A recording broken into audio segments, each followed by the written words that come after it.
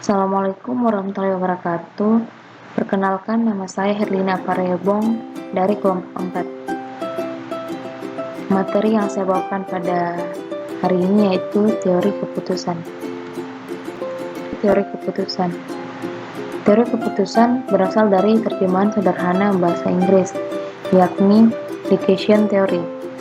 Teori keputusan adalah suatu pendekatan analitik untuk memilih alternatif terbalik dari suatu keputusan.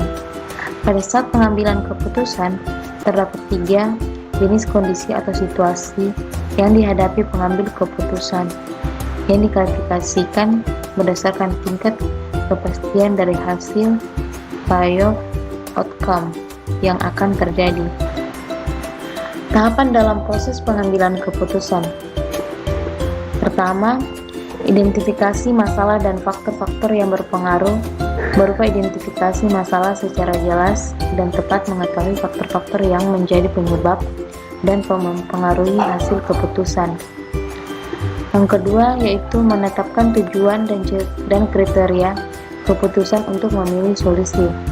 Manajer harus menetapkan tujuan yang menjadi prioritas utama serta kriteria keberhasilan dan ukurannya secara objektif. Poin ketiga yaitu kembangkan model dengan beberapa alternatifnya. Model dapat dibuat dalam bentuk fisik, skematik, atau matematik, dan memuat unsur-unsur utama yang dapat mencerminkan keadaan nyata dan situasi yang diamati.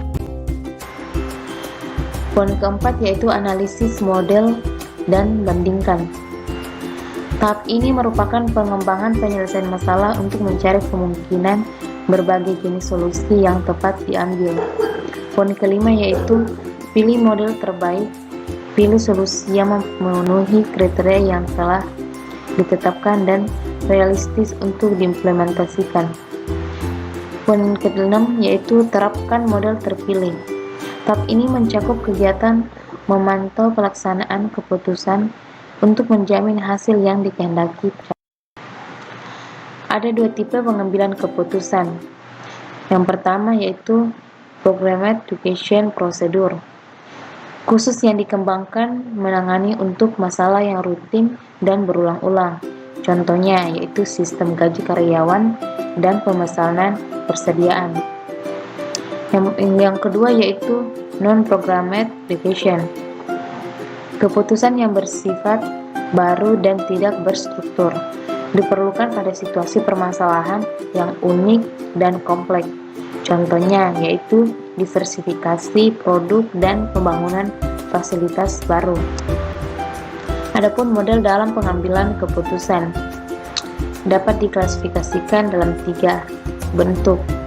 Yang pertama yaitu model fisik, yaitu model yang mengembangkan objek aslinya. Keuntungannya memberikan efek visual terhadap keadaan nyata dari benda itu. Yang poin kedua, model skematik, yaitu model yang dinyatakan dalam bentuk skema, diagram, grafik, atau gambar dari suatu objek. Kemudian poin yang terakhir, model matematika, yaitu model yang menggunakan simbol rumus atau persamaan yang menggambarkan proses atau sistem yang diwakili.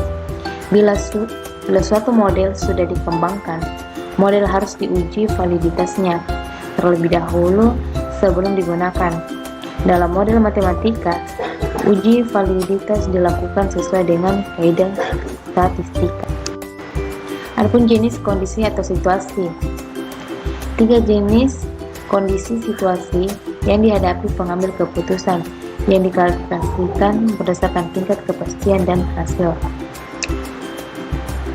Yang poin pertama yaitu ketidakpastian, mengacu kepada situasi di mana terdapat lebih dari satu hasil yang mungkin terjadi dari suatu keputusan dan probabilitas setiap kemungkinan tidak diketahui.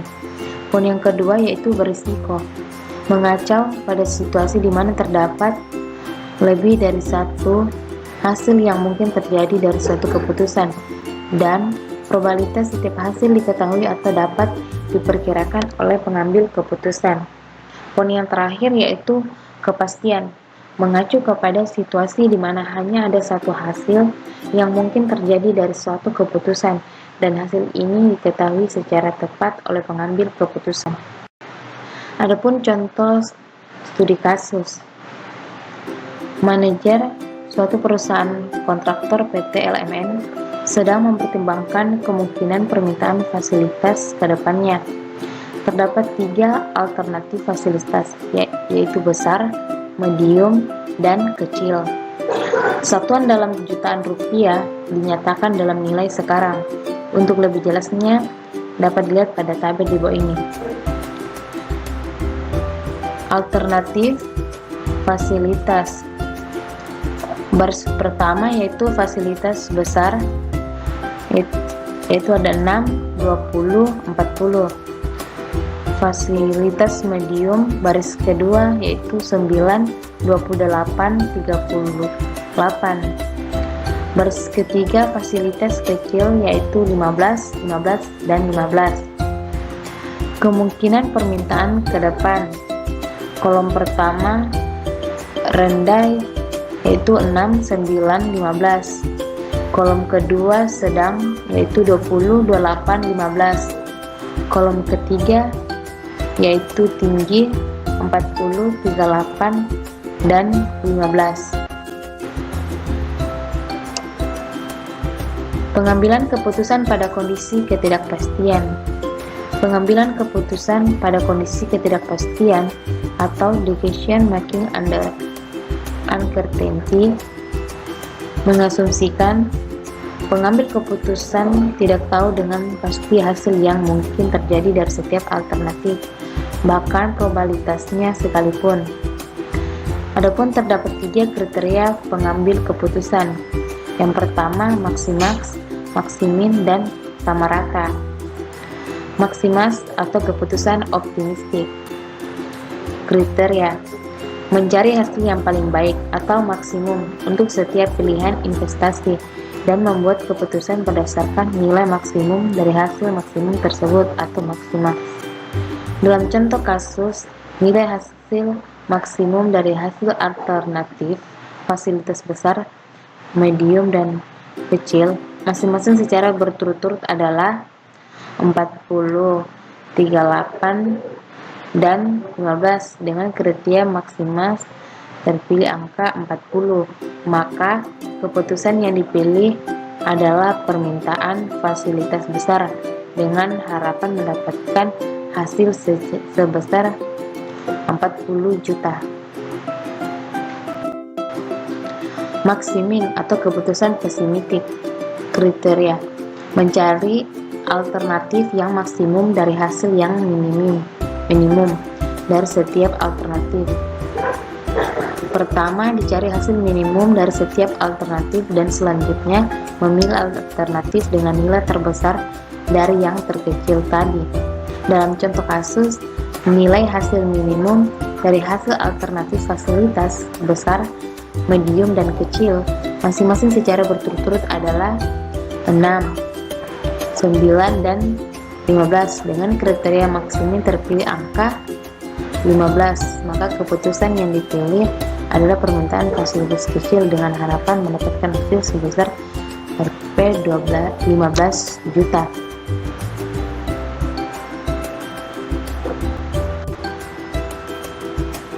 Sama rata. Kriteria sama rata atau equally atau kriteria Lovelock memilih alternatif dengan rata-rata hasil tertinggi. Dimulai dengan menghitung rata-rata hasil untuk setiap alternatif. Kemudian dipilih alternatif yang memberikan nilai rata-rata yang maksimum dengan asumsi seluruh kemungkinan kejadian dianggap sama.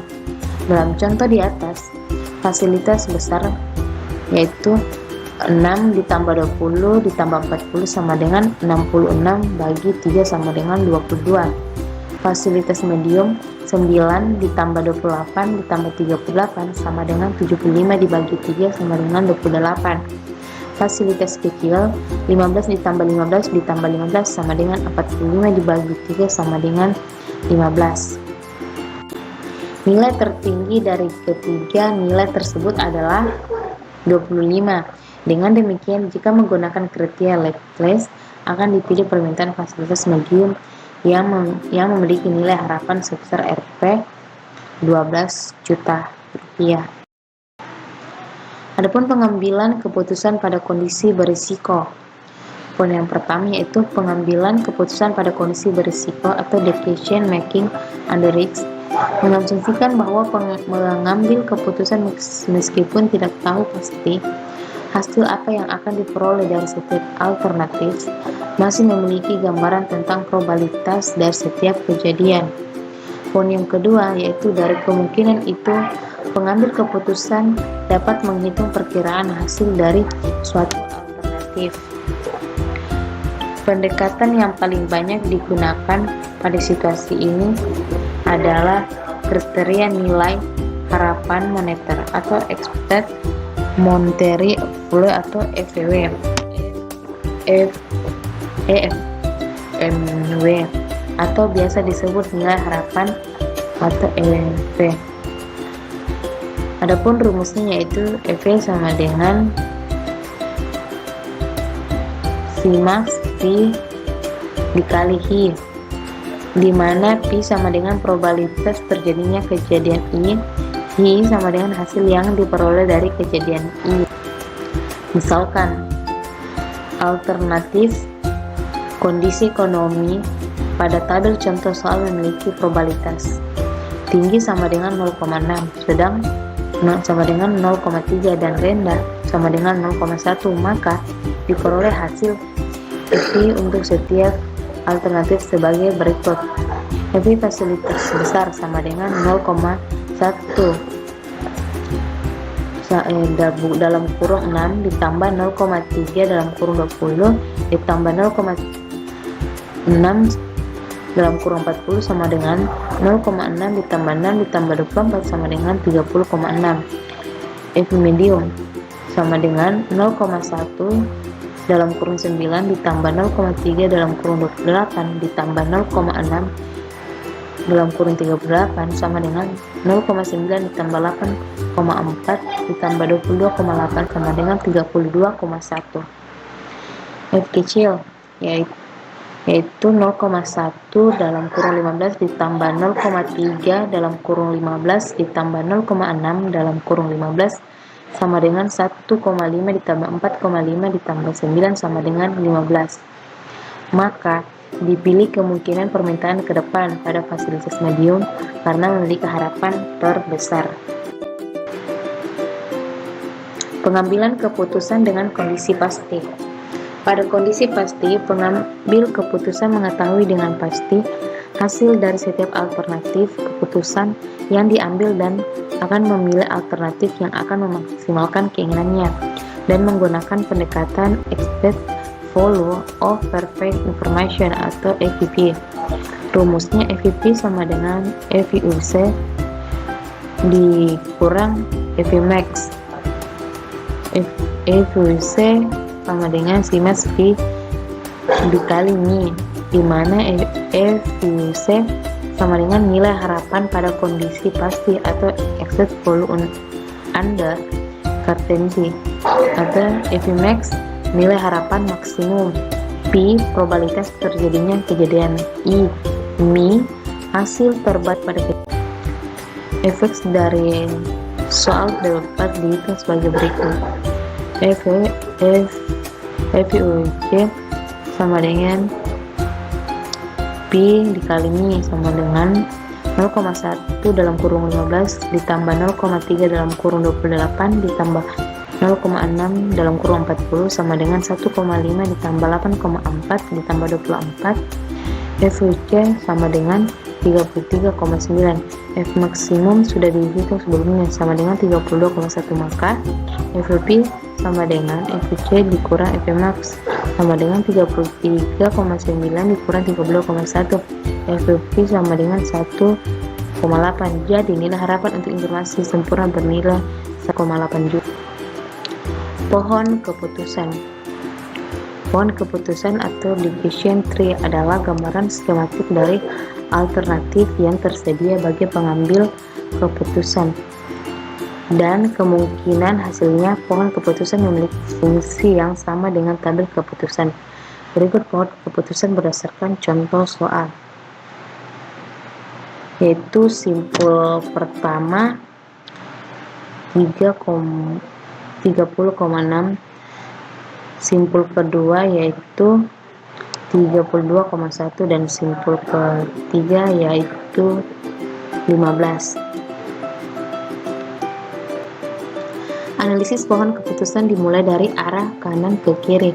Pada setiap simpul kejadian, dihitung nilai harapan dari alternatif yang bersangkutan. Pada simpul keputusan, dipilih satu alternatif terbaik atau nilai harapan tertinggi atau biaya terendah. Dari berbagai alternatif yang ada pada simpul tersebut. Dari pohon keputusan pada slide sebelumnya, dihitung nilai harapan simpul 1, 2, dan 3 sebagai berikut. EV1 sama dengan 0,1 dalam kurung 6 ditambah 0,3 dalam kurung 20 ditambah 0,6 dalam kurung 40 sama dengan 0,6 ditambah 6 ditambah 24 sama dengan 30,6. EV2 sama dengan 0,1 dalam kurung 9 ditambah 0,3 dalam kurung 28 ditambah 0,6 dalam kurung 38 sama dengan 0,9 ditambah 8,4 tambah 22,8 sama dengan 32,1. EV3 sama dengan 0,1 dalam kurung 15 ditambah 0,3 dalam kurung 15 ditambah 0,6 dalam kurung 15 sama dengan 1,5 ditambah 4,5 ditambah 9 hasilnya 15. Maka dipilih kemungkinan permintaan ke depan pada fasilitas medium karena memiliki EV terbesar.